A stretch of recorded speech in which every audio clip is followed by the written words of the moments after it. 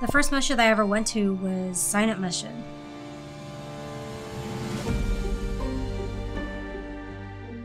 And I think it was the first time I ever saw like the masjid with a dome. I was like, first time I had seen anything look very distinctly like a masjid. Like it wasn't just the empty space. It's a very close-knit community. If you're in trouble or if you need something, there is somebody in our community willing to provide. Because we have ISGH, a lot of that time it's like funded through ISGH. Some of those things, whether it be medical or whether it be zakat, or sometimes even like small loans for people who are struggling and just want to make ends meet. I mean, I know I've handed out checks to students who are in college. I mean, these people couldn't pay for college.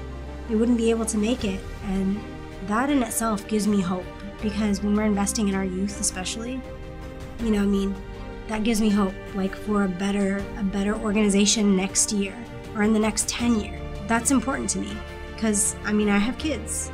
So knowing that we're investing in that and we're expanding these youth programs, I'd like to expand some of that to be able to include the families we give zakat to, because they're struggling families. We should be able to help them out with their kids too, give them a place to go. We have the ability, we just need the funding and we need the right people to do those things.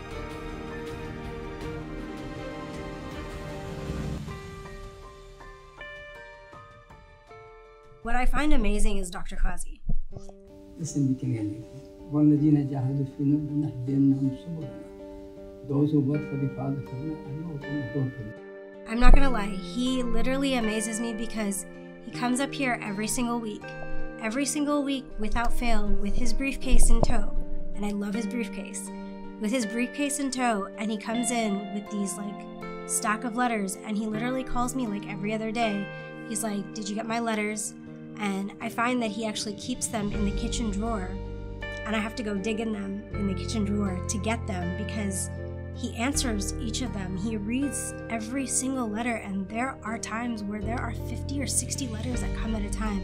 He opens every single one, he reads every single one, and he writes on there exactly what you need to send to them. You know, I mean, that amazes me, the dedication it takes to be doing this for that long. And then when he comes and he tells me, you know, please send these, he'll call every week to make sure that the books that he ordered, they came to send out for dawah. Literally, he's on top of it. I mean, more than we are about like even our little things. He comes and he does it because he loves it, and you can see it in him, and you can see it in like the way he dedicates himself to it. That amazes me.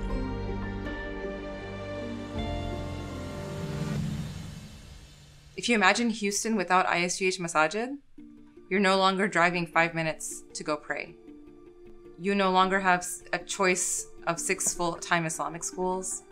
You no longer have an organization that speaks for Muslims, that gets invited to prominent representatives who are making decisions that affect Muslims every day. Because of the dua and the dedication of just a few families, they prayed for this community to grow. And they went from like 4 small families struggling to provide their kids with an Islamic education and make sure their kids grew up with a Muslim identity. And now we're serving like hundreds of thousands of Muslims. We have 22 centers and musallas. If you're a Muslim living in Houston, your life has been affected by ISGH in a positive way at some point in your life. I developed my identity, my love for my community at these ISGH mosques. ISGH is a space where I have come when I have, during some of the most happiest moments of my life, where I've wanted to thank Allah and come pray a prayer of gratitude. And I have come back to the masjid when I have gone through some of the most painful experiences of my life. And so ISGH provides these safe spiritual spaces where we connect as a community. So I'm really grateful for this organization.